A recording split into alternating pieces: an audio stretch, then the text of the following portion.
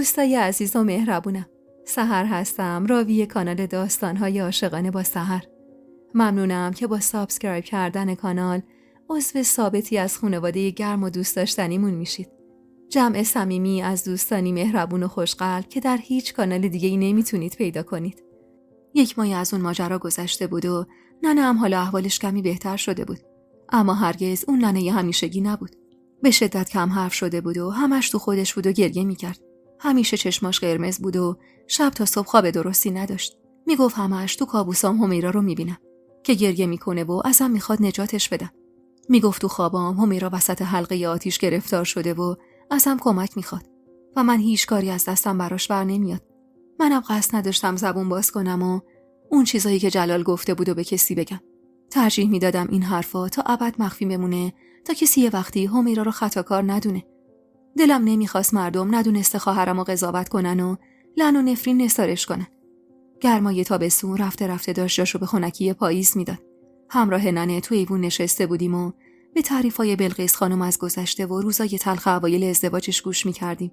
عطیه هم خسرو رو برده بود تو حیاط تا کمی بازی کنه و من از همون بالا حواسم به خسرو بود و کما بیش به حرفای بلقیس خانمم گوش میدادم. اما فکرم هنوز درگیر همیرا و حرفای جلال بود. یعنی ثانیه‌ای نمیتونستم بهش فکر نکنم که یهو از دور چشمم به عباس افتاد که سراسیمه وارد عمارت شد و به سمت اتاق خان دوید. نیمخیز شدم و سرکی کشیدم.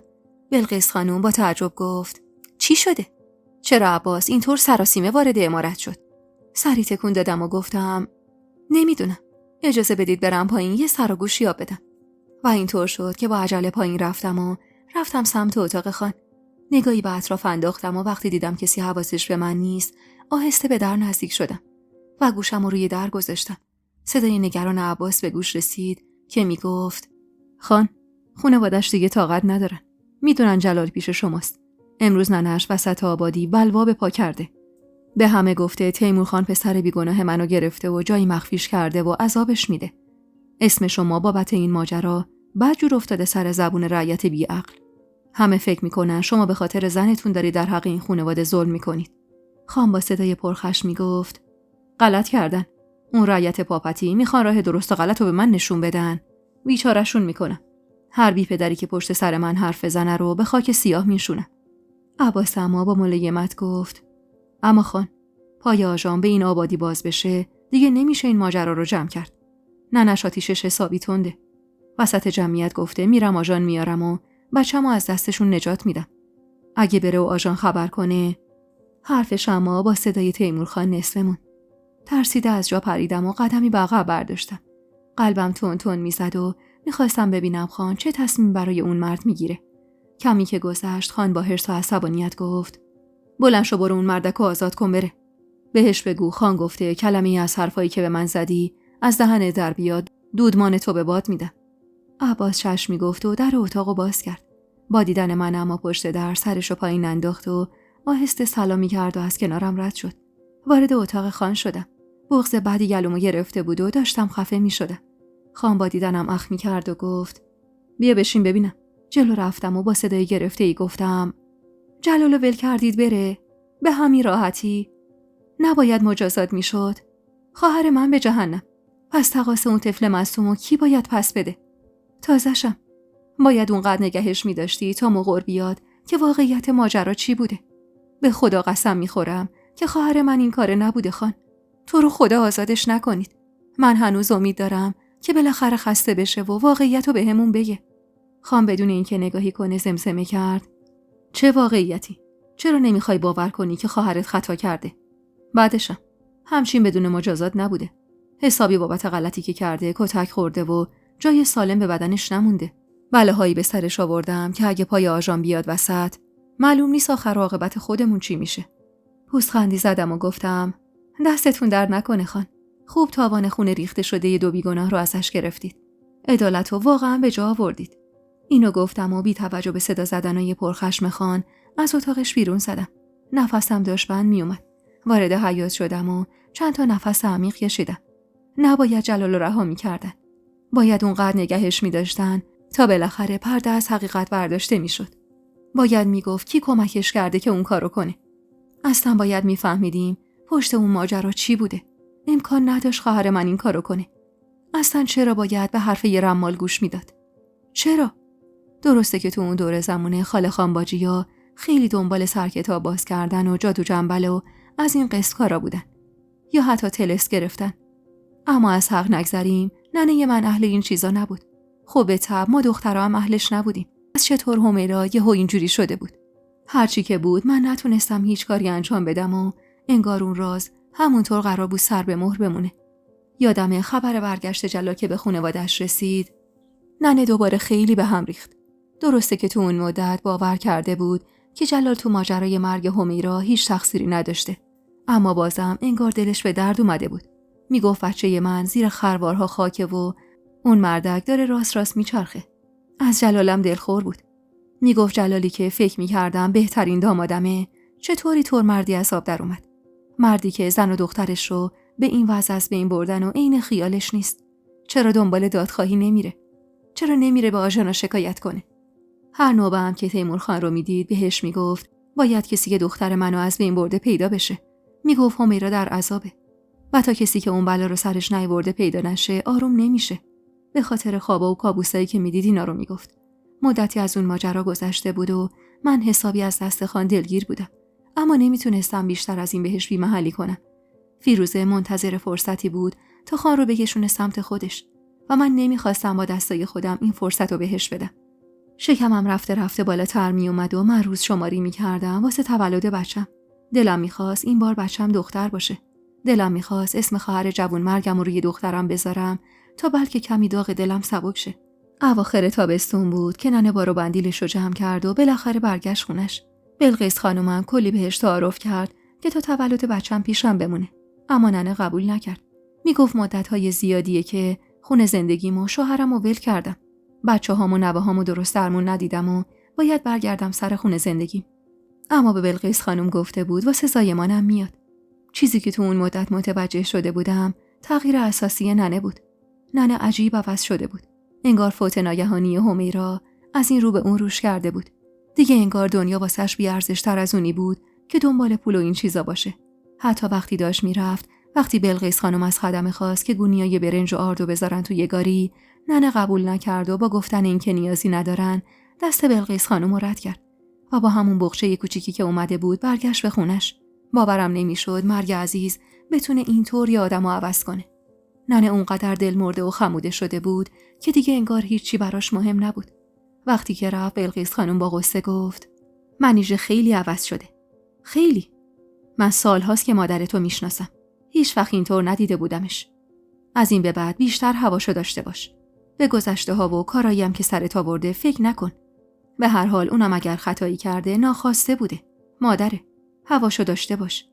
شب و روزش با غصه مرگ همیرا میگذره. نمیدونم چرا اما حس میکنم خودشو تو مرگ خواهرت مقصر میدونه. آهی کشیدم و گفتم مادر جون، شما که خوب میدونید جریان همیرا از چه قراره. به نظر من تو فوت همیرا فقط و فقط جلال بوده که مقصر بوده.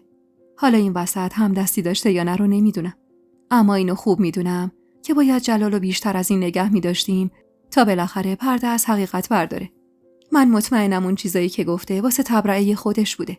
این مردک چه گندی داشته که خواهر منو اینطور از بین برده و اون بچه یه طفل معصومو واقعا نمیدونم. اما این چیزا الان مهم نیست. مهم اینه که اون راست داره میچرخه و به ریش ما میخنده. اونم به خاطر چی؟ به خاطر بخشندگی عجیب خان. نمیدونم چطور تیمور خان تونست حرفای اون مردک رو باور کنه و به همین راحتی به بخشتش رو رهاش کنه. بلقیس خانم دستمو گرفت و گفت میدونم ننه. میدونم که باور این که خواهرتون کارا رو کرده باشه برات سخته. واسه منم سخته. هرچی نباشه شما از رگ و ریشه خودمین. اما ننه، آدمی زاد اگه قرار نبود خطا کنه که به خاطر یه دونه سیب از بهشت خدا طرد نمیشد. خواهر تو هم جوون بوده، خام بوده، اشتباهی کرده و تاوانش هم پس داده. در ضمن تیمور نبخشیده نفیسه. تو که باید بهتر بدونی. این ماجرا چیزی نبود که بشه بخشید. تیمور فقط به خاطر صلاح تو و خانواده‌ات مجبور شده سکوت کنه. اگه میخواست جلالو مجازات کنه، پای دولت و آژان میومد وسط. اون وقت حقیقت ماجرا مشخص میشد. با بغض نلیدم. یعنی شما حرفای اون مردک رو باور کردید؟ بلقیس خانم با محبت سری تکون داد. دخترم، باور کردن یا نکردن من چیزی رو عوض نمی‌کنه. اگه بنا بود جلال مجازات بشه، ماجرای فوت خواهرتم بین این مردم پخش میشد. مردمی که دنبال یک کلاغ 40 کلاغن. اون وقت خانواده‌ات میتونستن سرشون رو تو این ده بالا بگیرن. میدونی چی به سر زندگی خواهرات میومد؟ در مورد اینم که میگی باید جلالو نگه می‌داشت تا مغر بیاد. دیگه چقدر باید نگهش می‌داشت؟ تیمور میگه بلایی که سرش نیاوردم نبوده. خب اگر چیزی بود غیر از اون چه که گفته بود، بالاخره مغر میومد. حرفی میزد. چون خودش خوب خانش رو میشناخت. میدونست که تیمور تا کجاها ممکنه پیش بره. تو هم بپذیر که خواهرت خطایی کرده. اینجور راحت‌تر میتونی با مرگش کنار بیای. میدونستم بیشتر حرفای بلقیس خانم درسته. اما دلم آروم نمیگرفت. داغ خواهر خیلی سخت‌تر از اون چیزی بود که بشه فکرشو کرد. از اینکه جلال زنده باشه و خواهر من زیر خروارها خاک باشه، حرصم میگرفت. چون من هنوزم معتقد بودم که خواهرم گناهکار نیست. اما به قول بلقیس خانم اگه میپذیرفتم که خطاکار بوده، شاید تحمل این مصیبت برام راحت‌تر میشد. اینو هم خوب میدونستم که تاوان پس دادن جلال بیشتر از اونچه که تا الان خان به سرش آورده بود، واسه همه ما تبعات سنگینی داشت و واسه همین مجبور به سکوت بودیم. هرچی که بود تیمور خان اونطور صلاح دیده بود و منم بیشتر از اون کاری از دستم بر نمی اومد. یادمه چند روزی از رفتن ننه گذشته بود و اون روز از صبح زود خان از عمارت بیرون زده بود. عباس سر صبح اومده بود دنبالش و با هم رفته بودم بیرون. منم سرم گرم خسرو بود و بلقیس خانومم داشت چند دست لباس نوزادی برای بچه‌ای توی شکمم حاضر می‌کرد و مدام 4 قول می‌خوند و به لباسا فوت می‌کرد. طرفای ظهر بود که ضربه‌ای به در اتاق خورد و عطیه سراسیمه وارد اتاق شد. با دیدن بلقیس خانوم سری خودشو جمع و جور کرد و رفت اون گوشه اتاق مشغول مرتب کردن لباسای خسرو شد.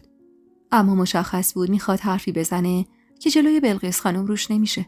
هر از گاهی هم با چشم و ابرو بهم اشاره میکرد برم بیرون. خستگی رو بهونه کردم و از عطیه خواستم کمکم کنه برم تو حیاط چند قدمی راه برم. بلقیس خانومم خسرو رو واسم گرفت و من با عطیه راهی شدم. همراه عطیه به سمت حیاط رفتیم و تو راه دیگه طاقت نیاوردم و ازش پرسیدم چی شده؟ چرا انقدر چشم و ابرو میای؟ این چه وضع پریشون احوالیه که داری؟ عطیه لب گزید و گفت یه چیزی شنیدم خانم جان. هیدر میگفت اون مرده همون خواهر خدا بیامرزتون خودشو آویز کرده. با وحشت هینی کشیدم و دستم و جلوی دهنم گذاشتم. نگاش کردم و پام سوز شد و روی پله نشستم و با حالی خراب گفتم چی میگی عطیه؟ مطمئنی؟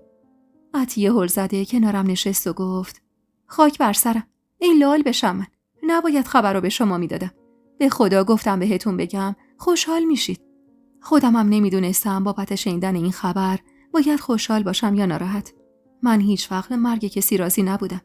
اما داغی که جلال روی دلمون گذاشته بود قابل بخشش نبود. از اون طرفم با مرگ جلال پرونده زندگی همیرا واسه همیشه بسته میشد و من هرگز نمیتونستم بفهمم که حقیقت ماجرا چیه.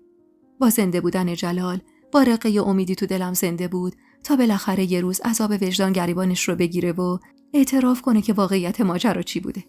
اما حالا به سختی لب باز کردم و گفتم از کی شنیدی عطیه که این اتفاق افتاده؟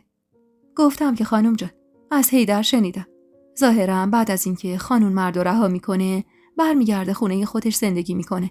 همون جایی که با خواهرتون زندگی میکرده. ننشم انگار خیلی اصرار میکرده که برگرده خونه آقاش. اما اون مردک راضی نمیشده. امروز سر ظهر ننش میره براش غذا ببره. اما میبینه در رو باز نمیکنه. یه نفر رو میفرسته از دیوار بره بالا. وقتی میرن داخل میبینن وسط اتاق اون بلا رو سر خودش آورده. هیدر میگفت اهالی ده گفتن خیلی اون مدت پریشون حال بوده. هر شب به وقت غروب تا پاسی از شب میرفته زیر همون درختی که مزار دختر و زنش بوده و تا نزدیکی صبح همونجا میشسته و نه با کسی حرف میزده نه جایی میرفته. انگار آدمای تیمور خانم حسابی به خدمتش رسیده بودن. با این حرف عطیه برای لحظه‌ای چیزی به ذهنم رسید. با خودم گفتم نکنه مرگ جلال کار خان باشه. اون روزم از صبح زود با عباس زده بود بیرون. وقتایی که میخواست بره سر زمینا معمولاً مباشرش رو هم با خودش میبرد. اما اون روز فقط با عباس تنهایی بیرون رفته بود. ضربان قلبم بالا رفته بود و تمام بدنم میلرزید. نمیدونم چرا ماجرای مرگ همیرا پایانی نداشت. هر روز یه مصیبت، هر روز یه خبر شوکه کننده. با خودم میگفتم نکنه خان دستور مرگش رو داده بود. نکنه به خاطر فشارای من این بلا رو سرش آورده. اگه اونطور بود من هرگز نمیتونستم خودم رو ببخشم.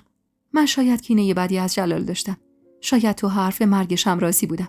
اما حالا که مرده بود از مردنش وحشت کرده بودم. فکر این که من باعث گرفتن جونش شدم لحظه‌ای راحتم نمیذاشت. عطیه که حال بدم رو دید سری دوید و لیوان آبی برام آورد و به زور به خوردم داد. اون روز از صبح که بلند شده بودم خورد خورد دردایی سراغم میومد. اما فکر میکردم هنوز وقت زایمانم نشده. ولی الان با شنیدن اون خبر و اون هول و ولایی که به جونم افتاده بود احساس کردم این دردی که اومده سراغم درد زایمانه. واسه همین رو به عطیه کردم و در حالی که درد میکشیدم نالیدم: برو عطیه، برو قابله رو خبر کن، درد دارم. عطیه سیلی محکمی به صورتش زد و گفت: خدا مرگم بده، ای لال بشم من الهی، شما که هنوز تا زایمانت وقت داشتید خانم جان. فشاری به بازوش آوردم و با حرص گفتم: جای حرف زدم، برو قابله رو بیار. یکی رو هم صدا کن بیاد کمک کنه من برم بالا. عطیه سری چشمی گفت و روونه ی حیاط شد. دردم لحظه به لحظه اما بیشتر و بیشتر می شد. با کمک یکی دوتا از خدمه وارد اتاق خودم شدم. بلقیس خانم که چشمش من افتاد هر زده بلند شد و وقتی فهمید درد زایمان سراغم اومده کمک کرد دراز بکشم. بعدم خسرو رو برد پشت پرده و یه مقدار خوراکی گذاشت جلوش و خودش اومد بالای سرم. عجیب بود، اما مدام صورت همیرا می اومد جلوی چشمم. همش فکر می کردم وقتی آخرین نفساشو می کشیده چه حسی داشته. دوست داشتم زمان به عقب برمیگشت تا بیشتر حواسم به زندگیش باشه. تا بیشتر ازش سراغی می گرفتم و بیشتر هواشو داشتم. شاید اونطور میتونستم جونشو نجات بدم. با حالی خراب دست بلقیس خانمو گرفتم و گفتم: بلقیس خانم، خدا از گناه خواهرم میگذره، مگه نه؟ ننم میگفت هر شب خواب میبینه همیرا وسط آتیشه. پس حتما جلال راست میگفته. من اشتباه میکردم که میگفتم همچین خطایی از همیرا سر نمیزنه، مگه نه؟ اش روی گونه بلقیس خانم نشست و دلسوزانه نگام کرد و با غصه گفت: ای خدا، چی به روزگارت اومده که چند ماهه این حال و روزته؟ کاش میتونستم مرهمی رو دلت باشم. اما تو الان درد زایمان داری دخترم. تو این حال هرچی از خدا بخوای بهت میده. دعا کن خدا از گناه خواهرت بگذره و روحش در آرامش باشه. انگار تو اون شرایط و بعد از مرگ جلال به این نتیجه رسیده بودم که واقعا همیرا خطایی ازش سر زده بود. نمیدونم. فقط اینو میدونم که توی اون لحظات از ته دل خدا رو صدا زدم و التماسش کردم خواهرمو اگه خطایی داشته ببخشه به بچگی نکردش، به زندگی نکردش، به حسرتای زیادش. قابله که اومد بالای سرم دیگه داشتم از درد از حال میرفتم. اما بالاخره به کمک قابله و بلقیس خانم بچه‌مو در آغوش کشیدم. صدای گریه پسرم که پیچید توی عمارت، من برای سومین بار مادر شدم و برای سومین بار صاحب پسر دیگه‌ای. هرچند دلم دختر میخواست، اما تو اون دور زمونه داشتن پسر ارج و قرب زن رو بالا میبرد. مخصوصا اگه اون پسرها خانزاده بودن و پسرای ارباب. با بغض دست دراز کردم و پسرمو بغل گرفتم. پسری که به لحاظ چهره نقطه مقابل خسرو بود و درست شبیه به تیمور خان بود. بلقیس خانم از خوشحالی اما سر از پا نمیشناخت. مدام زیر لب ذکر میخوند و بهم فوت میکرد. چشم نظر بزرگم به لباس من و پسر آویزون کرده بود و میگفت: خدا از چشم بد دورتون کنه. ماشاءالله بهت. سربلندم کردی دختر. عاقبت به خیر بشید. با لبخندی پرغصه پسرمو در آغوش گرفتم و با کمک قابله مشغول شیر دادنش شدم. روزی که وارد اون عمارت شده بودم هرگز فکرش رو نمی‌کردم که در عرض کمتر از 5 سال صاحب 3 پسر بشم و 2 تاش برام بمونن. بلقیس خانم کسی رو فرستاد تا خان رو پیدا کنه و بهش خبر تولد پسرش رو بده. بعدم به عطیه سپرد تا بره به حیدر بگه تا همون روز گوسفندی زمین بزنن. میگفت میخوام این کار رو انجام بدم تا چشم بد از عروس و نوه هم دور باشه. اسم پسر سوممون رو هم خود قادرخان انتخاب کرد و این بار اسم شهریار رو براش انتخاب کرد. پسر شهرشوری که از همون روزای اول به شدت بهونه‌گیر بود. بی‌دلیل گریه می‌کرد و شب تا صبح خواب نداشت. من اما دیگه اون فیروزه 13 ساله نابلد نبودم. یاد گرفته بودم قلق بچه داری رو. مخصوصاً که خسرو هم بچه آروم و صبوری بود و زیاد اذیتم نمی‌کرد. بعد از تولد شهریارم ننه به قولش عمل کرد و اومد و سری بهم زد. یادمه 3 روز بعد از تولد شهریار بود و من خسته از شب سختی که گذرونده بودم غرق خواب بودم. که با صدای گریه و شیون از خواب پریدم. سراسیمه نشستم و نگاهی به اطراف انداختم. شهریار خواب بود و ننه هم چرتش پریده بود و داشت شارقتش رو سرش میکرد تا بره بیرون ببینه چه خبره. در حالی که ننه پشت پنجره وایساده بود گفتم: چی شده ننه؟ چه اتفاقی افتاده؟ این صدای گریه وزاری واسه کیه؟ ننه گفت: نمیدونم والا. از اینجا که چیزی پیدا نیست. آروم آروم از سر جام بلند شدم و 4 قدم و سرم کردم و رو به ننه گفتم: ننه، شما حواست به شهریار باشه، من میرم ببینم چی شده. ننه نگام کرد و گفت: با این حال و روزت کجا میخوای بری؟ گفتم: شما کاریت نباشه ننه، باید برم ببینم چه خبره. شور به دلم افتاده. ننه بی‌حوصله باشه‌ای گفت و دوباره نشست سر جاش. واقعا از ننه این حرکت بعید بود. اون همیشه دوست داشت از همه چی سر در بیاره تا تو جمع زنای همسایه حرفی برا گفتن داشته باشه. دستی به صورت خواب‌آلودم کشیدم و راهی حیاط شدم که یهو از روی ایوون چشمم به مادر جلال افتاد. سر تا پا سیاه پوشیده بود و ناله و نفرین میکرد با استوانی سیاه روزیش رو. چند تا از خدمه هم دورش جمع شده بودن و سعی داشتن آرومش کنن. آروم آروم از پله ها پایین رفتم. هنوز خبری از بلقیس خانم و فیروزه نبود. وقتی رسیدم اونجا، مادر جلال با دیدنم مشتی به سینه‌اش کوبید و فریاد زد: داغ جوون نصیبم کردی، خدا داغ جوون نصیبت کنه. سایه سرمو بردی، خدا سایه سرت رو نابود کنه. لرزه بعدی به جونم افتاد. عطیه سری نزدیکم شد و بازومو گرفت و گفت: برید بالا خانم جان. چرا با این حال و روزتون اومدید اینجا؟ برید پیش بچه‌هاتون همون بالا بمونید تا ببینیم چی میشه. به سختی لب باز کردم و گفتم: چی شده؟ به خاطر مرگ جلال اینجوری میکنه؟ عطیه با افسوس سری تکون داد. هم مرگ پسرش هم مرگ شوهرش. با وحشت نگاش کردم و گفتم: مرگ شوهرش؟ چرا؟ چه میدونم خانم جان. انگار دیشب خوابیده و دیگه بیدار نشده. میگن از غصه عروس و نوه و پسرش دغمرگ شده. قدمی به عقب برداشتم و خواستم به سمت اتاقم برم که صدای جیغ و فریاد اون زن لرز به اندامم انداخت. روز خیر نبینی. الهی کاسه چه کنم دستت بگیری. بدبختم کردی. بلقیس خانوم با خشم تشری به زن زد و ساکتش کرد. منم اونقدر ترسیده بودم که دیگه نموندم تا باقی حرفاشونو بشنوم و به سرعت به سمت اتاقم رفتم. نیم ساعتی گذشته بود اما اون زن کماکان وسط حیاط عمارت نشسته بود و گریه میکرد. هیچ کس هم حریفش نمیشد تا از عمارت بیرونش کنه. مدام ناله و نفرین میکرد و میگفت خانیم بلا رو سرش آورده. میگفت به خاطر خانواده زنش اونو خونه خراب کرده. ننه هم وقتی من برگشتم اتاق و فهمید که مادر جلال اومده، پا تند کرد و رفت پایین. اما هیچ صدایی از ننه نمی اومد. اما صدای نفرینای اون زن کل عمارت رو گرفته بود و در نهایت با صدای داد تیمورخان اون زن زبون به دهن گرفت و ساکت شد. بلند شدم و رفتم توی ایوون و سرکی به بیرون کشیدم. خان با خشم ترکش رو به زمین کوبید و فریاد زد: چه خبرت زنی که؟ مگه این عمارت بی صاحب موده که تو صداتو بلند کردی و هوار میکشی؟ بعدم با صدای بلندی هیدر رو صدا زد: هیدر، مگه تو مردی که این زن به اهل عمارت من توهین میکنه؟ یالا یقش رو بگیر و پرتش کن بیرون زنیکه رو. فکر کرده اینجا بی صاحبه. هیدر با شرمندگی جلو اومد و خم شد تا بازوی مادر جلالو بگیره. اما اون زن خودش با عصبانیت از جا بلند شد و با کینه و نفرت زل زد به خان و گفت: نابود چه آبادی که خانش تو باشی. زندگی معظم گرفتی. شب و روز نفرینت میکنم خان. تا خدا روز خوشو ازت بگیره. اینو گفت و با قدمای بلند از عمارت بیرون زد. نمیدونم اما چرا ترس عجیبی به جونم افتاده بود. همش ترس اینو داشتم که نفرین این زن گیرا بشه و بلایی سر خان و بچه هم بیاد. دلم میخواست بدونم خان تو مرگ جلال دست داشته یا نه. چون جلال اگه میخواست خودشو خلاص کنه قبل از لو رفتن ماجرا این کارو میکرد. چطور ممکن بود بعد از این همه مدت تازه عذاب وجدان سراغش اومده باشه و باعث مرگش شده باشه؟ تیمورخان اون روز به شدت عصبانی بود.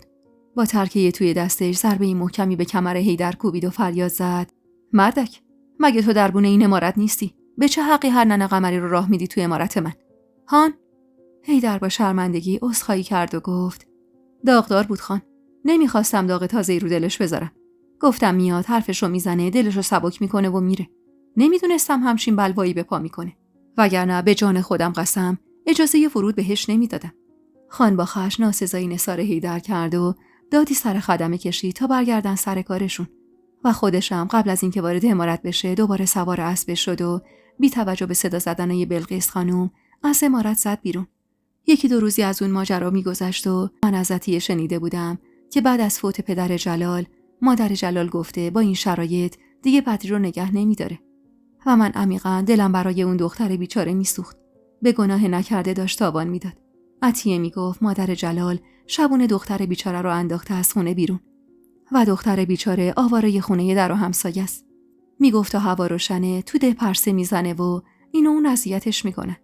شبم که میشه در خونه یکی از همسایه ها رو میزنه ببینه کدوم دلشون میسوزه واسش که راش بدن و شبو بتونه اونجا سپری کنه. یادم یه روز که با تیمور خان تو اتاق تنها شدیم دلو به دریا زدم و در مورد ماجرای مرگ جلال ازش سوال کردم. خسرو که از بس و حیا دویده بود خوابش برده بود و گذاشتم روی تشکش و کمی به خان نزدیک شدم. استکان چایی که چند لحظه پیش که از خدمه واسمون آورده بود و جلوش گذاشتم و شیرنیا رو هم جلو کشیدم و گفتم تیمور خان، جلال واقعا خودش رو از بین برد. خان زیر چشمی نگام کرد. مگه تو همینو نمیخواستی؟ لب گزیدم و گفتم من نه، یعنی نمیدونم. من بیشتر میخواستم حقیقت رو ازش بشنوم. دروغ چرا؟ من هم دلم میخواست حقیقت رو بشنوم، همین که بعدش جلال به سزای اعمالش برسه و بلایی که سر خواهرم آورده به سر خودشم بیاد.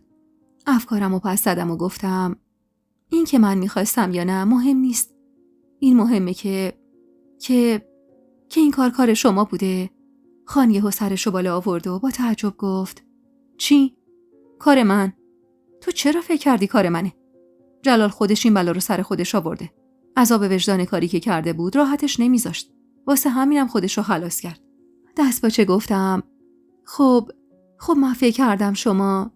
خان عصبانی شد و کتشو برداشت و گفت من جانی نیستم نفیسه. هر خبطی کرده باشم هیچ وقت در حق کسی ناحقی نکردم. یعنی حداقل خودخواسته این کارو نکردم. جلال گناهکار بود درست، ولی اگه قرار به مجازاتش بود من اجازه نداشتم مجازاتش کنم. میسپردمش به امنیه تا اونا به حسابش برسن. اینو گفت و خواست از اتاق بزنه بیرون که سری جلوش رو گرفتم و سعی کردم دلخوری رو از دلش در بیارم. عصبانی نشی تیمور خان، به خدا منم میدونم که شما همچین کاری نمی کنید. اما خب فقط یه لحظه به ذهنم رسید شاید به خاطر من و خانواده‌ام جون اون مردو گرفتید که یه وقت یه جایی حرفایی که اون روز به شما زده بود و قول داده بود به هیچ کس نگر و جایی بازگو نکنه. خان رو گرفت ازم و گفت من به خاطر خوش آمده هیچ کس دستمو به خون کسی آلوده نمی‌کنم. دیگه هم نمیخوام در مورد این ماجرا حرفی بزنم. چند ماهه که زندگی من نابود شده از دست این ماجرا. برو سر زندگیت بشین دیگه زن. بشین بچه‌هاتو بزرگ کن و تمام این اتفاقاتو فراموش کن. بس دیگه. می‌خواستی جلال به سزای کارش برسه که رسید. حقیقتا هم چیزی جز اون که گفته بود نبود. دیگه هم نمیخوام حتی کلمه‌ای در مورد این ماجرا بشنوم. بس دیگه هرچی درگیر این ماجرا شدم. اینو گفت و از اتاق بیرون زد. راست میگفت. ماها بود درگیر من و خانواده‌ام و مرگ خواهرم شده بود. معلوم بود دیگه خسته است. منم اون شب پذیرفتم که مرگ جلال ربطی به خانم اصراری که من واسه مجازات کردنش داشتم نداشته. تو اون مدت فکر این که من باعث این اتفاق شدم خواب راحتو ازم گرفته بود و حالا فقط کمی خیالم راحت شده بود. حدوداً 1 ماه از تولد شهریار گذشته بود و آرامش نسبی به امارت برگشته بود و من دور خبر داشتم که مادر جلال با زور و فشار اقوام شوهرش مجبور شده بدری رو برگردونه خونش و دیگه دلم واسه اون دختر بیچاره نمیسوخت. از اونجایی که ننه میگفت همیرا خیلی بدری رو دوست داشته، منم حس خیلی خوبی نسبت به بدری داشتم و دلم نمیخواست این ماجراها باعث عذاب بدری شده باشه. اون روز ننه داشت وسایلش رو جمع میکرد تا برگرده ده. البته تو این 1 ماه چندین و چند بارم به آقا مینا رفته بود و سری زده بود. اما خب دوباره برمیگشت و کنار دست من بود. هوا هم سرد بود و آقام سرما خورده بود و خبر فرستاده بودن تا ننه برگرده. ننه هم که دید و اطراف من شلوغه و هم بلقیس خانم، هم عطیه و هم حتی کبرا خانم تو کارای خسرو و شهریار کمکم میکنن، کلا وسایلش رو جمع کرد و سوار گاریش رو تا برگرده ده. هنوز 10 دقیقه از رفتنش نگذشته بود اما که صداش رو از تو حیاط شنیدم که داشت با صدای بلندی بلقیس خانم رو صدا میزد. شهریار رو دادم دست عطیه و خودم رفتم سمت ایوون و در کمال تعجب ننه رو دیدم که زیر بازوی بدری رو گرفته بود و با خودش میبرد سمت اتاق بلقیس خانم. با عجله از پله ها پایین رفتم. جلوی در اتاق بلقیس خانم که رسیدم، ننه داشت کفش بدری رو از باش در می آورد. با تعجب جلو رفتم و زیر بازوی بدری رو که عین بید به خودش میلرزید و گرفتم و گفتم چی شده ننه؟ این دختر از کجا پیدا شد؟ بدری با حالی خراب گفت بیرونم کرد. گفت برو پیش همونا که میخوان عروست کنن. بعدم زل زد تو چشمای من و گفت میخواستم عروس شم نذاشت. مگه عروس شدم بده؟ مگه نه اینکه همه دخترها باید عروس شن؟ کلافه از حرفای بی سر و تهش سری تکون دادم و کمکش کردم وارد اتاق بلقیس خانم بشه. ظاهراً مادر جلال دختر بیچاره رو آورده بود و گذاشته بود پشت در عمارت و خودش رفته بود. بلقیس خانم حیدر و زنش رو فرستاد سر وقت مادر جلال تا بیان بدری رو ببرن. اونم پیغام فرستاده بود که شوهرم مرده و این دختر دیگه هیچ نسبتی با من نداره. سهم الارثش رو بهش میدم اما نمیتونم نگهش دارم. بلقیس خانم اما عصبانی بود. میگفت این دختر یه دختر عادی نیست که هر کسی بتونه نگهش داره. میگفت اگه شرایط شادی بود حتی میتونستیم به عنوان خدمه بیاریمش دستشو تو عمارت بند کنیم. اما خب بدری شیرین عقل بود. نگهداری ازش هم سختیای خاص خودشو داشت. بلقیس خانم میگفت همین دختری که امروز هیچ کسی رو نداره اگه خطی بهش بیفته 100 تا صاحب پیدا میکنه. واسه همینم نمیتونیم تو عمارت نگهش داریم. وگرنه که عمارت جا زیاد داشت و میشد یه گوشه رو واسه خوابیدن این دختر رو در حد پلکیدنش توی اون عمارت بهش داد. اما من حسابی دلم واسش سوخته بود. واسه همین کمکش کردم و لباسشو با یکی از لباسای خودم عوض کردم و از عطیه خواستم جایی تو اتاق خدمه براش خالی کنه تا دختر بیچاره چند ساعتی رو استراحت کنه. آخه جوری که خودش میگفت از شب گذشته مادر جلال پشت دیوار عمارت رهاش کرده بود و بهش گفته بود از اونجا تکون بخوره شیطان میاد سراغش. بدری هم از ترسش تکون نخورده بود و تا خود صبح موقعی که ننه دیده بودش از سرما لرزیده بود و حسابی سرما خورده بود. شانس آورده بود ننه اون روز راهی شده بود و از کنار دیوار پشتی عمارت که میگذشت چشمش بهش افتاده بود. نمیدونم چرا اون خیر ندیده، حداقل جلوی در رهاش نکرده بود تا زودتر بتونه حیدر ببینتش و بیارتش داخل. پتو رو روی بدن لرزونش کشیدم و وقتی از خواب بودنش مطمئن شدم از اون اتاق زدم بیرون. عطیه اما با نگرانی گفت حالا چی میشه خانم جان؟ چی کارش میکنن این دختره رو؟ عقل درست و حسابی هم که نداره. یه وقت براتون دردسر نشه.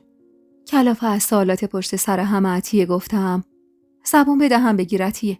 من از کجا بدونم چی میشه؟ بذار ببینیم تیمور خان چه تصمیمی میگیره. مادر جون رفته باهاش حرف بزنه. راستی ننم چی شد؟ رفت. عطیه سری تکون داد و گفت بله خانم جان. گفت تا ظهر نشده برم بهتره. خانم من میترسم این دختره برامون دردسر درست کنه. همزمان با این حرف عطیه در اتاق خان باز شد و بلقیس خانم با اخمایی در هم بیرون اومد. پاتوند کردم به سمتش و گفتم چی شد مادر جون؟ تیمور خان چی گفتن؟ بلقیس خانم بدون اینکه جواب منو بده رو به عطیه گفت تو اینجا چی کار میکنی؟ مگه نباید پیش پسرا باشی؟ 100 بار بهت نگفتم چش بر ندار ازشون؟ با این حرف بلقیس خانم تازه متوجه شدم که عطیه بچه‌ها رو به امان خدا ول کرده و اومده پیش من. عطیه سیلی محکمی به صورتش زد و با عجله پله‌ها رو 2 تا یکی کرد و بالا رفت. دلهره بدی به جونم افتاده بود. واسه همین بی خیال جواب سوالم شدم و سری پشت سر عطیه بالا رفتم. وارد اتاق که شدم دیدم عطیه خسرو رو بغل گرفته و سراغ شهریار رو ازش میگیره. با حرص گفتم شهریار رو سپردی به خسرو و خودت اومدی واسه فضولی کردن. بچم کو؟ کجاست عطیه؟ خسرو با لحن بچگونه‌ای گفت زن آقا بردش. با وحشت گفتم فیروزه بردش. وای به حالت عطیه، وای به حالت اگه یه تار موثر بچم کم بشه. اینو گفتم و بی‌معطلی به سمت اتاق فیروزه رفتم و بدون در زدن در اتاقش رو باز کردم. فیروزه وسط اتاق نشسته بود و شهریار روی پاش خوابیده بود. با دیدن من که از ترس رنگ به صورت نداشتم اخمی کرد و گفت چه خبرته؟ طویله آقات نیستا؟ بچه از خواب پرید. با عجله جلو رفتم و بی توجه به خواب بودن شهریار از روی پای فیروزه بلندش کردم و محکم بغلش کردم و با خشم گفتم اجازه نداری به بچه هام نزدیک بشی. فهمیدی؟ حق نداری بهشون دست بزنی. واسه چی بی اجازه اومدی تو اتاق من و بچه‌مو برداشتی و بردی؟ فیروزه دندوناشو به هم فشرد و با صدای نسبتاً بلندی گفت تو کی هستی که بخوای به من اجازه بدی یا ندی قربتی؟ چشمت به 4 قرون پول افتاده، 4 تا ناز و غمزه هم واسه شوهر من اومدی؟ فکر کردی خبریه؟ نه جونم. تهش خانم اصلی این امارت منم. حالا هی جون بکن، سالی یه بچه بذار بغل خان. تهش اما حقیقت اینه که تو رعیتی و من یه اصیل زاده و این موضوع هیچ وقت عوض نمیشه. فیروزه همیشه همین بود. تنها راهی که میتونست منو تحقیر کنه همین راه بود. با اصیل خوندن خودش و غربت خوندن من. با حرص گفتم تو خیالات خام خودت بمون. دلت خوش باشه به اصیل زاده بودنت. اما وارث این امارت رو یه رعیت زاده به دنیا آورده و داره بزرگش میکنه. پس بشین و ببین زور که به دست این رعیت به قول تو پاپتی و غربتی بیفته چی به روزت میاره. صورت فیروزه از خشم قرمز شده بود و میلرزید. بلقیس خانوم وارد اتاق شد و میونه رو گرفت و رو به من گفت نفیسه اجازه بده روزی چند ساعت پسرا پیش فیروزه هم بیان. هرچی نباشه اونم زن تیموره و این پسرا هم پسرای تیمور. برای اطمینان خاطرت عطیه رو هم بفرست تا خیالت راحت باشه. چی میگید مادر جون؟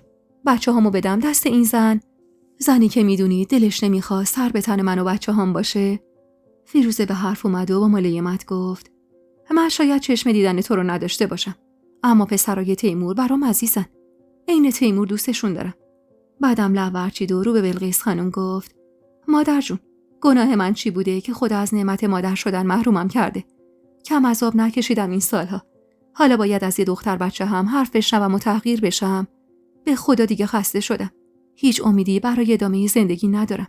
دلم غنج میره برای این بچه‌ها، اما از ترس این دختره غربتی جرئت نمی‌کنم بهشون نزدیک شم. با حرص دندونامو به هم فشردم و خواستم از اتاق بیرون برم که بلقیس خانم گفت نفیسه مگه با تو نبودم؟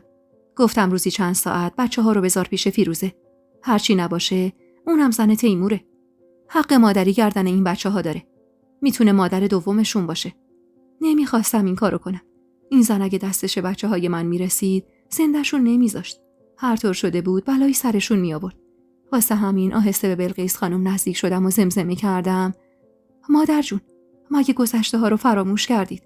بلقیس خانم اما با محبت گفت آدم‌ها عوض میشن عزیزم.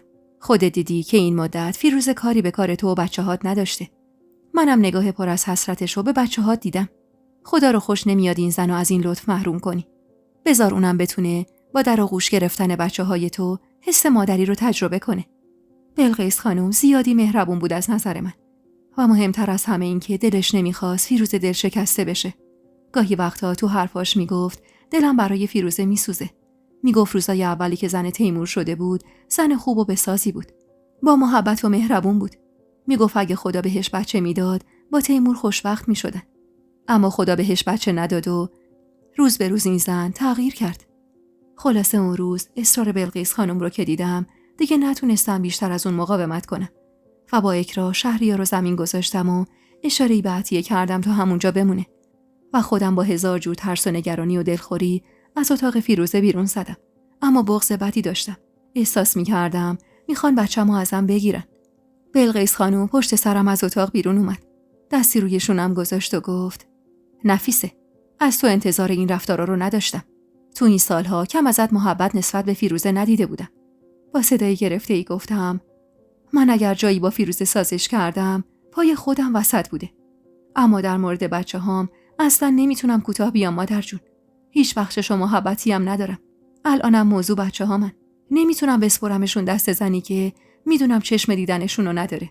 یادتون نرفته که سر نورالدین این فیروزه بود که منو از پله ها هل داد. بعدش هم که اون بلا رو سر بچم آورد و تو لباسش خار گذاشت و باعث شد بچم چند روز مدام گریه کنه و تموم کمرش زخم بشه.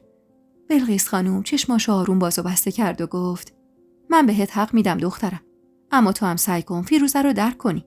من مدت هاست نگاه پر از حسرتشو به بچه‌های تو میبینم. این زنم گناهی نکرده که خدا از نعمت مادر شدن محرومش کرده.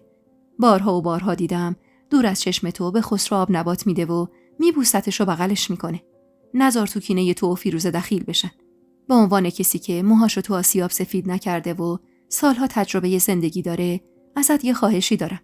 اینکه بچه‌هاتو با کینه نسبت به فیروزه بزرگ نکنی. تو و فیروزه هووی همید. حق دارید چشم دیدن همدیگر رو نداشته باشید. اما پای این بچه‌ها رو به این کینه باز نکن. اینجوری خودت هم خیالت راحت تره. من بهت قول میدم فیروزه نذاره اشک به صورت بچه‌هات بشینه. اصلا با حرفای بلقیس خانم موافق نبودم. اما مجبور بودم سکوت کنم. دلم خوش بود به حضور عطیه و اعتمادی که بلقیس خانم به فیروزه داشت. همراه بلقیس خانم به سمت اتاق رفتیم. و من دلم میخواست بدونم میخوان با بدری چی کار کنه. دست خودم نبود ولی عجیب دلم برای اون دختر میسوخت. هم سن و سال من بود و هیچ سرپناهی نداشت. استکان چای رو گذاشتم جلوی بلقیس خانم و با کنجکاوی پرسیدم: مادر جون، میخواید با بدری چی کار کنید؟ اینجا میمونه؟ نه مگه اینجا یتیم خونه است.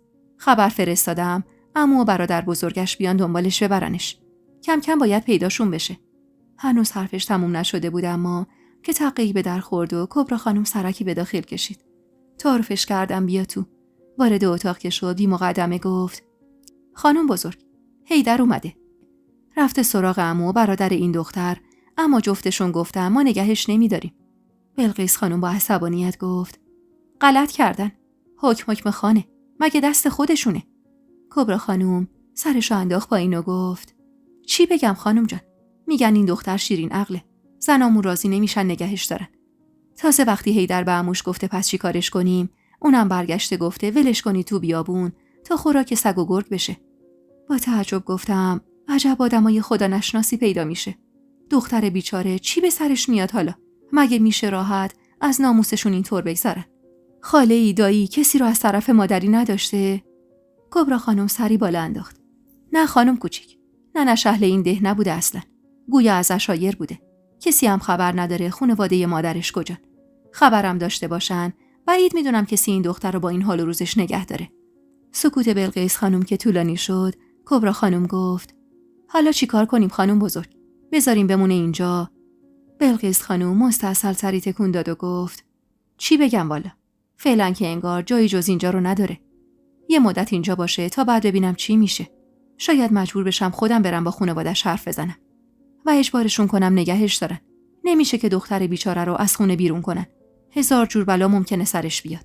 عقل درست درمونی هم نداره که بتونه مراقب خودش باشه. یا حداقل شوهرش بدیم به کسی.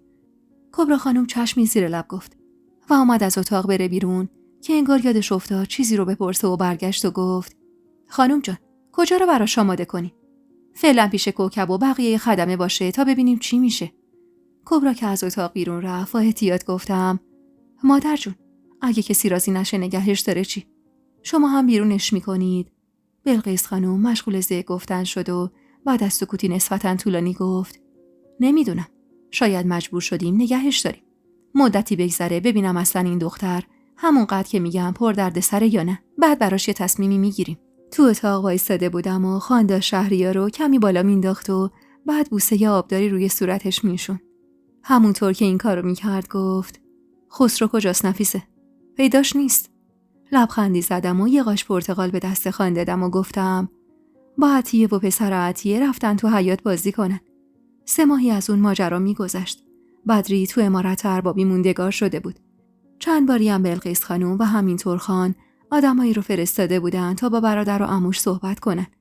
اما هیچ کدوم راضی نمی‌شدن این دختر بیچاره رو نگه دارن. مادر جون معتقد بود که اگه قبولم کنن دور از چشم ما ممکنه ولش کنن تو بیابونی جایی و دختر بیچاره تلف بشه.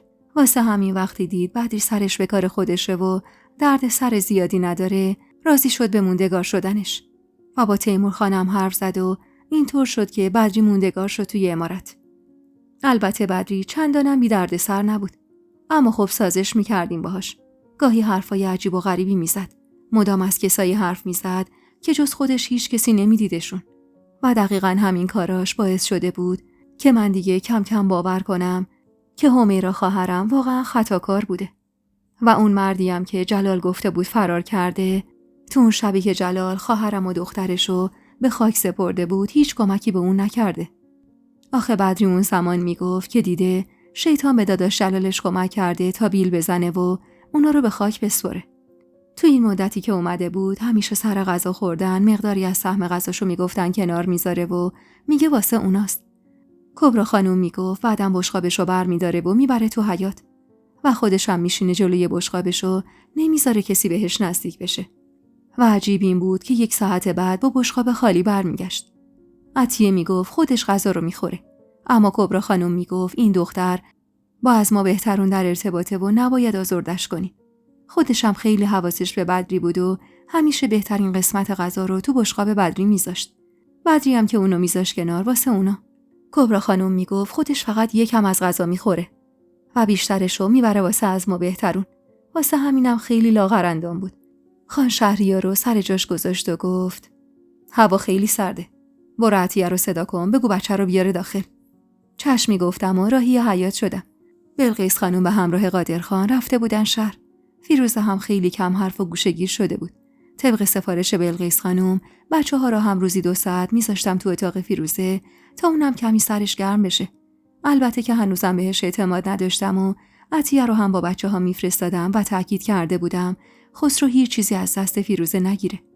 گشتی تو حیاط زدم و خبری از بچه‌ها نبود.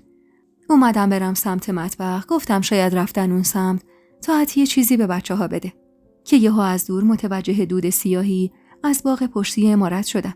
ترس کل وجودمو گرفت و با صدای بلندی عطیه و کبرا رو صدا زدم. کبرا خانم سراسیمه اومد تو حیاط. تا دیدمش اشاره‌ای به باغ پشتی کردم و گفتم چه خبره اونجا؟ اون دود مال چیه؟ کبرا خانم سیلی محکمی به صورتش زد و بی حرف به سمت حیاط پشتی دوید. منم شروع کردم دویدن دنبالش. همش ترس اینو داشتم که بچه‌ها اونجا باشن. قسمت انتهایی اون حیاط اتاقک کوچیکی بود که توش هیزم نگه می‌داشتن. معمولاً تو فصل گرما حیدر و عباس اون اتاقکو پر از هیزم می‌کردن تا تو زمستون برای پخت غذا و نون هیزم کم نیاریم. کبرا که در حیاطو باز کرد تازه چشمم به اون اتاقک خورد که آتیش گرفته بود. کبرا خانم جیغی کشید و با وحشت عطیه رو صدا زد. ترسیده جلو رفتم و گفتم مگه عطیه کجاست؟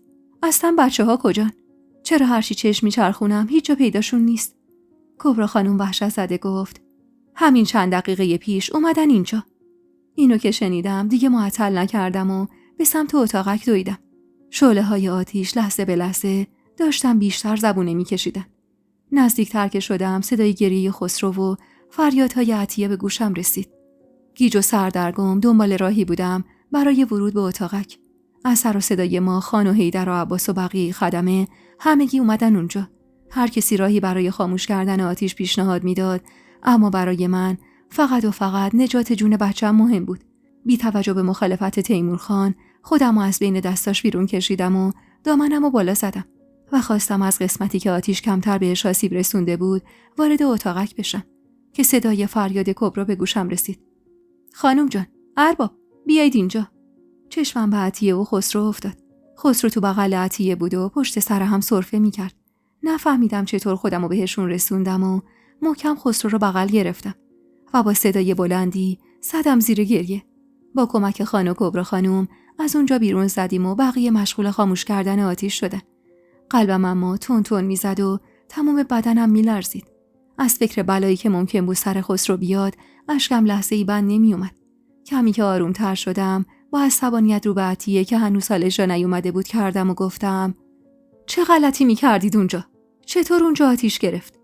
عطیه با گریه گفت ببخشید خانم جان، ما داشتیم تو باغ بازی میکردیم، یه دفعه دیدم خسرو دوید و رفت سمت اتاقک. بدری هم اونجا بود. تا خسرو رفت بدری گفت اونا اتاقک آتیش زدن. من اولش باورم نشد، اما بدری مدام میگفت اونا اتاقک آتیش زدن. دیگه اونقدر گفت که رفتم سمت اتاقک. هنوز وارد نشده بودم که یه دفعه آتیش شعله‌ور شد. از ترس جون خانزاده خودم رو انداختم داخل. بعدم هرچی جیغ زدم و کمک خواستم کسی نیومد کمکمون. دیگه کم کم داشتیم نفس کم می آوردیم که بدری نجاتمون داد. با تعجب گفتم بدری؟ پس خودش کجاست؟ کبرا خانم لیوان آبی دستم داد. خانم جان، اینو هم خودتون بخورید هم بدید خسرو جانم بخوره. آب روی طلاست. ترسیدید این حالتون رو بهتر میکنه. کمی از آب رو به خورد خسرو دادم و خودم هم کمی خوردم و دوباره سوالم رو تکرار کردم. عطیه با ناراحتی گفت نمیدونم خانم جان. کمک کرد ما بیایم بیرون و نفهمیدم خودش چی شد. کبرا خانم خیالش که بابت ما راحت شد برگشت سمت حیاط پشتی و خیلی زود با جواب سوالم برگشت. خانم کوچیک، بدری رو آوردن بیرون از اونجا. بیچاره بیهوش شده بود. به سختی تونستم به هوش بیارنش. حالا هم بردنش توی اتاق تا طبیب بیاد بالای سرش. نگرانش نباشید. حالش خوبه. زیر لب خدا رو شکر کردم و خسرو رو محکم بوسیدم. جون پسرم و مدیون اون زن بودم و باید ازش تشکر میکردم. رو کردم به عطیه و گفتم پس پسر خودت کجاست؟ عطیه با شرمندگی گفت اون زیاد نموند خانم جان. یکم مریض احوال بود، فرستادمش بره داخل. ای کاش همون موقع خودمونم برمیگشتیم داخل. به خدا من خیلی شرمنده شما و خان شدم. اگه بلایی سر این بچه می اومد، من تا عمر داشتم خودمو نمیبخشیدم. نگاهی به خسرو که تو بغلم بود و خوابش برده بود کردم و با نگرانی رو به کبرا خانم گفتم یعنی الان حال پسرم خوبه؟ کاش طبیب که رسید بگم بیاد یه نگاه بهش بندازه. خیلی گیج بود. یه وقت بلایی سرش نیاد. کبرا خانم با اطمینان گفت هول نکنید خانم. حالش خوبه. از بس ترسیده و گریه کرده، خسته شده خوابش برده. ببریدش تو اتاق راحت بخوابه. وقتی بیدار بشه اصلا یادش نمیاد چی به سرش اومده. بچه‌ها زود فراموش میکنن. با کمک کبرا خانم رفتم بالا و تو همون خواب لباسای خسرو رو عوض کردم و سر جاش خوابوندم. از عطیه اما دلخور بودم و اصلا نمیخواستم باهاش هم کلام بشم. البته که مطمئن بودم تیمور خان حسابی از خجالتش در میاد، چون من هر مرتبه که خسرو رو بهش میسپردم 1000 جور سفارش بهش میکردم. تأکید میکردم چشم از بچه من بر نداره. اما این بار عطیه کمکاری کرده بود. اگه همون اول که بدری بهش گفته بود اونجا آتیش گرفته، سری رفته بود و بچه رو از اونجا آورده بود بیرون، این اتفاق نمیافتاد. خطر از بیخ گلوی بچه‌م رد نمیشد. هنوز خیالم بابت خسرو راحت نشده بود که در اتاق باز شد و فیروزه سراسیمه وارد شد. بدون در زدن و بی توجه به من به سمت خسرو رفت و کنارش نشست. خم شد صورتش رو بوسید و با صدای گرفته‌ای گفت خاک بر سرت نفیسه. به خدا که لیاقت این بچه‌ها رو نداری. اون از نورالدین که اونطور بلایی سرش آوردی، اینم از خسرو که داشتی به کشتنش میدادی. ابروی بالا انداختم و با حرص گفتم از کی تا حالا وکیل وصی بچه‌های من شدی؟ چیه؟ نکنه روزی یه ساعت میان اتاقت فکر کردی حقی داری در موردشون؟ عصبانیتم و سر فیروزه خالی کردم و با خشم بازوشو گرفتم و کشیدمش کنار. برو بیرون از اینجا. اصلا از کجا معلوم که اون آتیشو تو را ننداخته باشی؟ آره، ازت بعید نیست. یادم نرفته سر نورالدین چه بلاهایی سرم آوردی. فیروزه که انگار باورش نمیشد این حرفا رو زده باشم بهش، با بهت نگام کرد و گفت میفهمی چی میگی نفیسه؟ مگه من دیوونم این کارو بکنم؟ با حرص هلش دادم سمت در. رفتارم دست خودم نبود واقعا و بعدها بابتش خیلی پشیمون شدم. گفتم برو از اتاق من بیرون. برای اولین بار فیروزه رو دلگیر و ناراحت دیدم. فیروزه‌ای که همیشه نسبت به حرفام با غرور و تکبر برخورد می‌کرد و هیچ کدوم انگار براش اهمیت نداشت، اما الان دلگیر شده بود. اشک توی چشماش جمع شد و در حالی که چشم از خسرو بر نمی‌داشت، عقب رفت و با عجله از اتاق بیرون زد. با رفتنش کبرا خانم با ملایمت به هم نزدیک شد و گفت خانم جان، ناراحت نشید. اما کارتون درست نبود. رو گرفتم ازش و با حالی خراب روی زمین نشستم. خودمم قبول داشتم کارم درست نبود. دروغ چرا؟ تو اون مدت درسته که به روی خودم نمی آوردم. اما خب حقیقتاً متوجه محبت فیروزه نسبت به خسرو شده بودم. اما حال روحی بد و عصبانیت و همینطور رفتار فیروزه باعث شد بد باهاش حرف بزنم. دستی به سر دردناکم کشیدم و زمزمه کردم دست خودم نبود. سر فرصت از دلش در میارم. برم یه سری به بدری بزنم ببینم چی به سرش اومده. تعقیب در اتاقی که بدری توش بود زدم و با شنیدن صدای کوکب خانم در رو باز کردم و وارد شدم. بدری تکیه داده به دیوار نشسته بود و طبیب داشت روی دستش ضماد میزد. آهسته نزدیک شدم. کوکب خانم با دلسوزی نگاهی به بدری انداخت و گفت دست این زبون بسته بدجور سوخته. با دیدن دستش که بدجور سوخته بود و قرمز شده بود چهره در هم کشیدم و قدمی به عقب برداشتم. بدری اما انگار اصلا دردی نداشت و با خونسردی داشت به ضماد زدن طبیب نگاه میکرد. آروم گفتم بدری خوبی؟ درد نداری؟ لبش به خنده باز شد و گفت نه خانم، درد ندارم. اونا خوبم کردن. سری به نشونه ی افسوس تکون دادم و گفتم دست درد نکنه. جون پسرم و مدیون تو هم. بابتش هر چی میخوای بگو. اینو که گفتم یه دفعه صاف نشست و بی توجه به ضماد زدن طبیب با هیجان گفت هر چی بخوام بهم میدید؟ بله یارو میگفتم که با ذوق گفت میخوام عروس بشم. میذارید عروس شم؟ با تعجب نگاش کردم. هر کسی به غیر از بدری بود با اون دست سوختش حتی جون حرف زدنم نداشت. اما بدری بود و رفتارای عجیب و غریبش، رفتارایی که گاهی واقعا ترسناک میشد. توی اون حال احوال حرف از عروس شدن میزد. به سختی جلوی خندم و گرفتم و گفتم میخوای عروس شی؟ اون وقت با کی؟ خیلی عادی گفت با اونا. یکیشون ازم خوشش اومده. خودش گفته من دختر قشنگیم. تازه کلی هم ازم تشکر کرد که خسرو رو نجات دادم. ابروی بالا انداختم و برای دلخوشی بدری گفتم خیلی خوب، باشه، میتونی عروس شی. هرچی کم داشتیم به هم بگو. و خواستم از اتاق بیرون برم که بدری سری گفت میشه یه اتاق برا خودم داشته باشم؟ یه اتاق سوای بقیه. وقتی عروس شم دیگه نمیتونم با بقیه کلفت‌ها یه جا زندگی کنم. دختری به اون شیرین عقلی نمیدونم چرا واسه اینطور چیزی اینطور اغرس شده بود. اولش میخواستم بهش بگم نه، اما دلم نیومد دست رد به سینش بزنم. با خودم گفتم این دختر از جون خودش گذشته تا پسر تو رو نجات بده. این کمترین کاریه که تو میتونی براش انجام بدی. برای همین رو به کوکب گفتم اون انبار ته حیاطو بگو عباس و حیدر خالی کنن، وسیله هاشو ببرن تو مطبخ. بعدم بده تر و تمیزش کنم واسه بدری. بدری با شوق ازم تشکر کرد و مشغول خوندن آوازی محلی شد که تو عروسی‌ها میخوندیم. انگار این دختر جدی میخواست عروس بشه. بعد از اون ماجرا در عرض یه هفته انباری ته حیاط آماده شد و بدری ساکن اتاق جدیدش شد. با رفتنش به اتاق جدید حال روزش اما خیلی بهتر شده بود. مدام زیر لب آواز میخوند و لباسای قدیمی منو که بهش بخشیده بودم میپوشید و دور از چشم همه گاهی میدیدم سرخاب سفیداب میکرد. سرخاب سفیدابی که خودم داده بودم عطیه تا بهش بده، چون چندین و چند بار جلوم گفته بود میخوام عروس بشم و سرخاب سفیداب ندارم. منم دلم براش سوخته بود و اونا رو دست عطیه واسش فرستاده بودم و حالا میدیدم هر از گاهی از اونا به صورتش میمالید.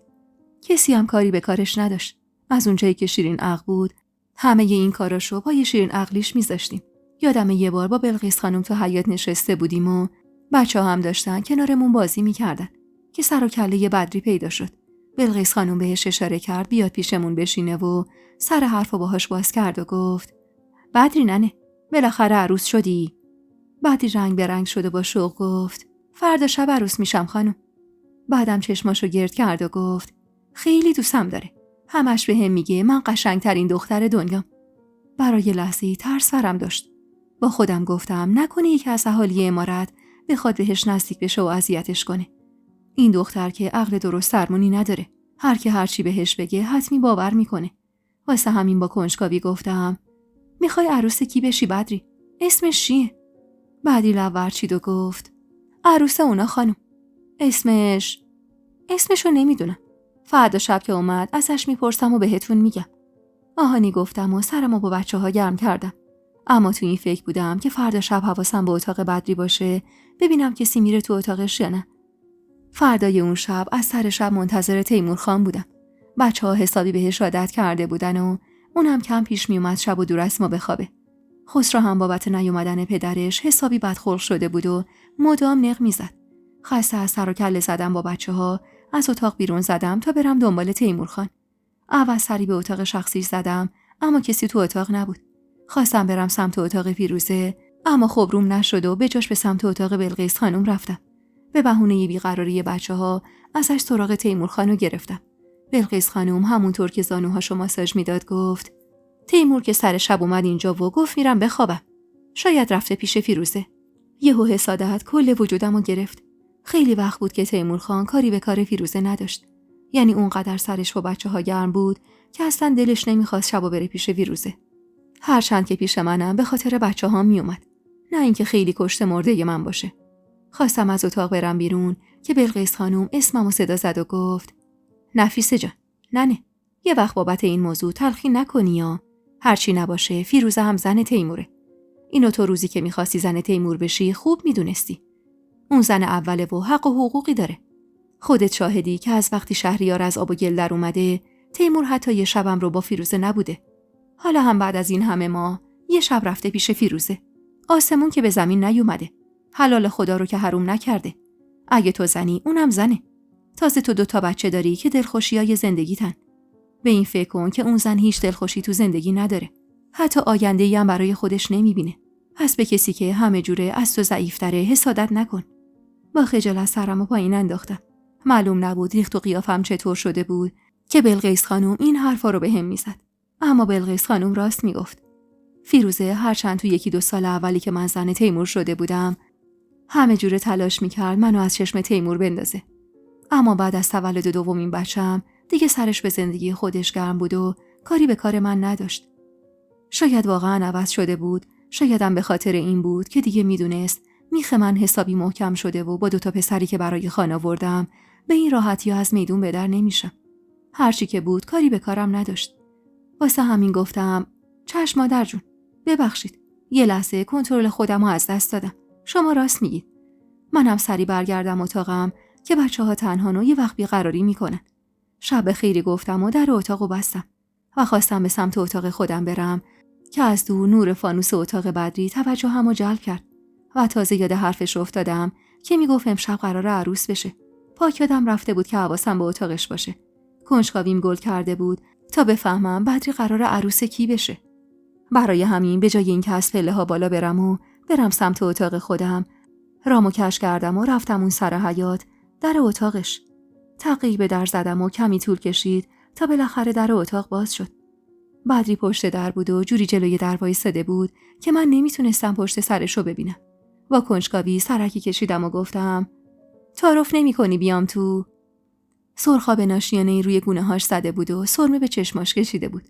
اینو که گفتم هول زده گفت نمیشه خانم، من عروس شدم. اونا اینجان. خب دوست نداری من شوهرتو ببینم؟ با یه دست هلم داد عقب و سری گفت نه نمیشه. نباید تو رو ببینه. بفهمه من به کسی گفتم عروس شدم کتکم میزنه. همشون کتکم میزنن. یالا برو از اینجا. بعدم چند باری کوبی تخت سینم و مجبورم کرد عقب برم. کمی که عقب رفتم در رو محکم بست و فانوسو هم خاموش کرد. با تعجب دوباره جلو رفتم. گوشم رو روی در گذاشتم و تلاش کردم تا صدایی از داخل بشنوم. اما تنها صدایی که به گوش میرسید صدای خود بدری بود که معلوم نبود داره با کی حرف میزنه. میخواست سر از کارم در بیاره. ولی من نمیذارم. نترسین. نمیذارم کسی بفهمه عروس کی شدم. کمی دیگه ایستادم. اما وقتی دیدم بدری داره پرت و پلا میگه و کسی جز خودش حرفی نمیزنه، خیالم راحت شد که بازم رگ دیوونگیش گل کرده و با اونا در ارتباطه.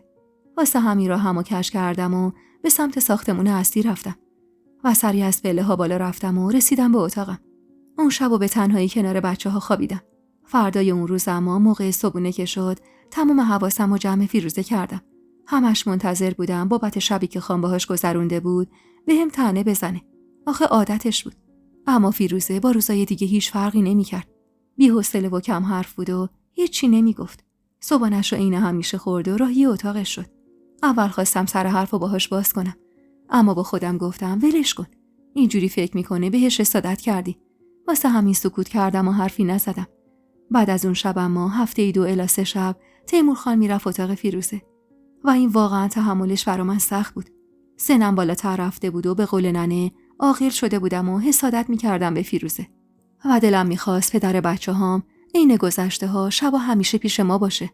اما نه روی گفتن این حرفو به تیمور خان داشتم، نه اصلا حقی برای گفتن این حرف. تهش تیمور خان میگفت فیروزه هم زن منه و باید با این شرایط سازش کنی. مدتی از اون روزا گذشته بود و چند باری متوجه شده بودم که بدری حین راه رفتن میلنگه. 1-2 بار که علتش رو ازش پرسیدم، یه بار گفت زمین خورده، یه بارم گفت اونا زدنش.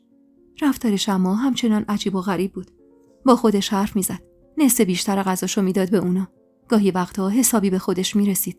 از پول کمی که گاهی ما بهش میدادیم به مشاطه ده میداد تا صورتش رو اصلاح کنه و سرخاب سفیداب بماله. ما هم به حساب کم عقلیش کاری به کارش نداشتیم.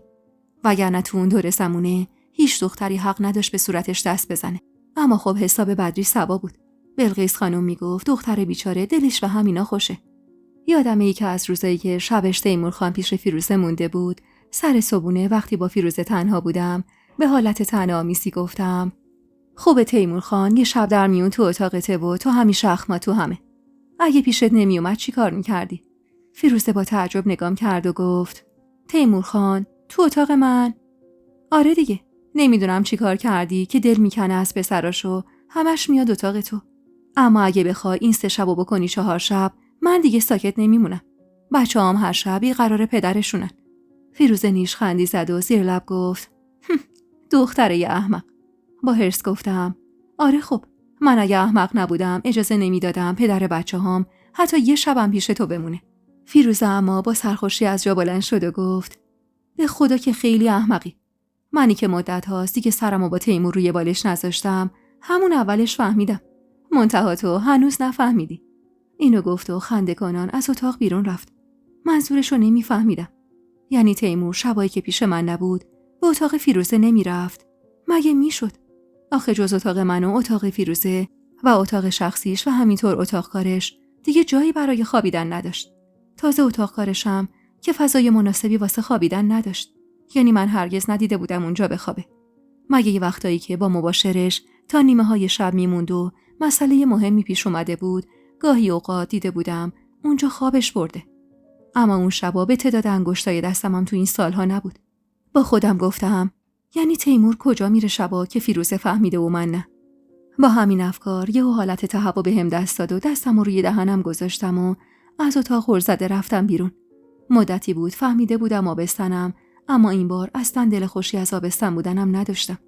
شهریار تازه 7 ماهه شده بود و من دیگه دلم بچه نمیخواست.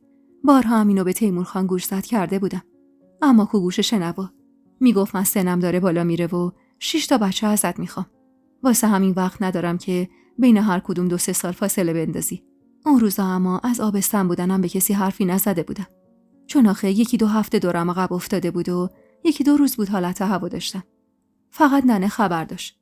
اونم چون دیروز اومده بود دیدنم و موقعی که تهوع داشتم منو دیده بود و برخلاف همیشه که خبر آبستن بودنم و تو بوق و کرنا میکرد، این بار بهم گفت صبر کنم تا کمی سن بارداریم بالا بره. میگفت همینجوریم تو چشم همه هستی. با این قد و قامت و سن و سال 3 تا پسر پشت سر هم آوردی واسه خانه آبادی. مردم بفهمن برای بار 4 آبستنی چشمت میکنن. منم اصراری برای گفتنش نداشتم. میخواستم تا جایی که میشه به شهریار شیر بدم. اگه اعلام میکردم دیگه نه خان نه بلقیس خانم اجازه این کارو بهم نمیدادن. از اتاق که بیرون زدم چشمم به تیمور خان افتاد که داشت اسبشو زین میکرد. بدری هم کنار اسبش ایستاده بود و با شوق به اسب خان قند میداد و تون تون حرف میزد. حالا مخاطب حرفاش یا خان بود یا اون اسب زبون بسته. برای لحظه‌ای فکری به سرم خطور کرد. با خودم گفتم نکنه خان شبایی که پیش من و فیروزه نیست رو تو اتاق بدری صبح میکنه.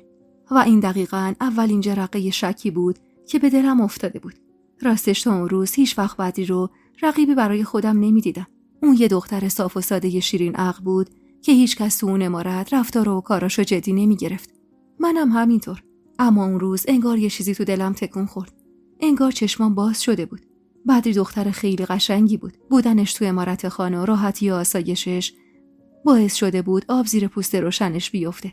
اونقدر هیچ کاری انجام نمیداد که دستاش عین پنبه نرم بود و وقتی میخندید گونه‌هاش شال میافتاد. مژه‌های مشکی برگشته و بلندی هم داشت. و تو نگاه اول شاید هیچ کس متوجه شیرین عقل بودنش نمیشد. خوب که فکر میکردم تازه یادم میومد خان تو این مدت کم هوای این دختر رو نداشته. یه بار همون اوایل به عباس سپرده بود تو اتاقش بخاری نفتی بذارن. بعدها به کوکب سپرده بود که به تک پنجره اتاقش پرده نصب کنن و فرش لاکی قرمز رنگی هم گفته بود تا براش بندازن کف اتاقش. تا اون روز به حساب اینکه هیچ مردی به این دختر شیرین عقل توجه نمیکنه، انگار متوجه محبتای ریز و درشت خان نبودم.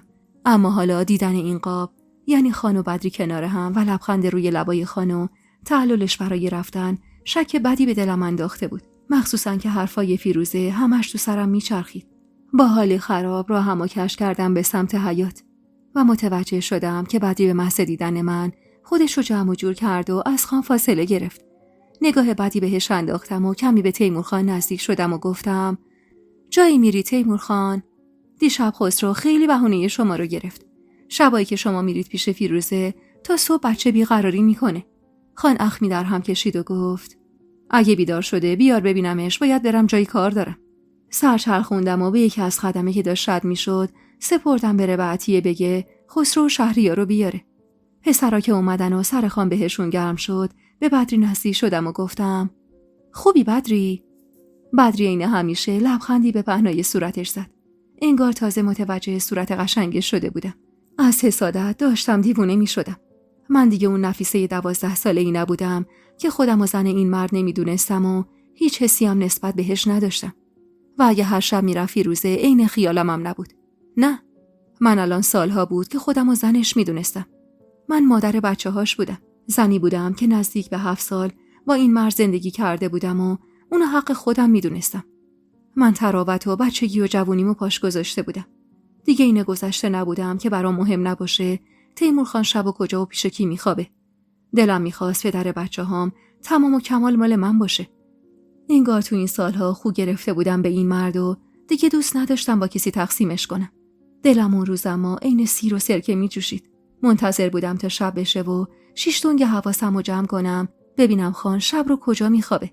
اما اون شب و فردا شبش خان تو اتاق من خوابید.